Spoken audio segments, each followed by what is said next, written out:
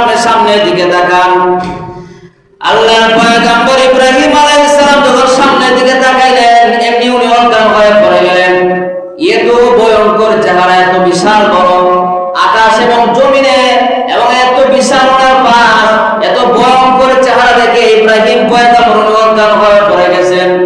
ওনার যখন হুঁশ ফিরত আসলো, ইব্রাহিম আলাইহিস সালাম ডাক দিয়ে বলেন, হে আজরাইল, আপনার যে আকৃতিতে আপনি জাহান্নামীদের রূহ বের করেন, ওই আকৃতিটাই একটা জাহান্নামীর জন্য যথেষ্ট হয়ে যায়। এত ভয়ঙ্কর চেহারা আপনার, এই আকৃতি দেখলেই তো একজন মানুষ অজ্ঞান হয়ে যাবে, মানুষ আর টিকে থাকতে পারবে না, এই শাস্তি তো তার জন্য যথেষ্ট হয়ে যাবে। এই জন্য মৃত্যুর কষ্ট সকলেই হবে। আম্মাদের আয়েশা রাদিয়াল্লাহু তাআলা আনহা বলেন, ইয়া রাসূলুল্লাহ, ইয়া হাবিবাল্লাহ, ওগো আল্লাহর নবী, মুমিন যারা তাদের মরণের কষ্ট হবে, কাফের যারা তাদের মরণের কষ্ট হবে।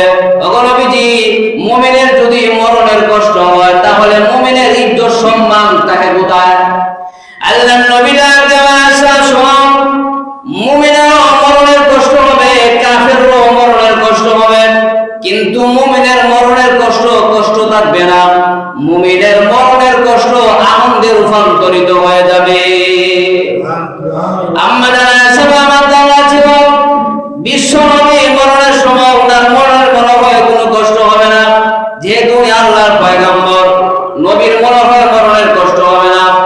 আমাদের বলেন, নবীদের মরণের সময় নবীজিকে যখন চাদর দিয়ে আবৃত করে রাখলাম, তাকে দেখি নবীজির প্রত্যেকটা পশমের গোড়া দিয়ে ঘাম বাইরে হচ্ছে। আল্লাহর নবী কেন এমন শুরু করে দিয়েছেন? আল্লাহর নবী একবার হাত লম্বা করেন, আবার হাতকে শুরু করেন, পা একবার লম্বা করেন, আবার পাকে শুরু করেন, মনে হয় যেন কিছু নিবেবার শুরু হয়ে গেছে। আল্লাহর নবী কেন এমন শুরু করে দিয়েছেন? নবীজির তো কোনো গুনাহ নাই, নবীজি মাসুম। আল্লাহর নবী হযরত আজরাইল আলাইহিস সালামকে ডাক দিয়ে বলেন, আজরাইল, তুমি আমার বুকের উপরে কি রেখেছো? আজরাইল আলাইহিস সালাম বলেন, ইয়া রাসূলুল্লাহ, আপনার বুকের উপরে আমি কোনো কিছু রাখি নাই, শুধুমাত্র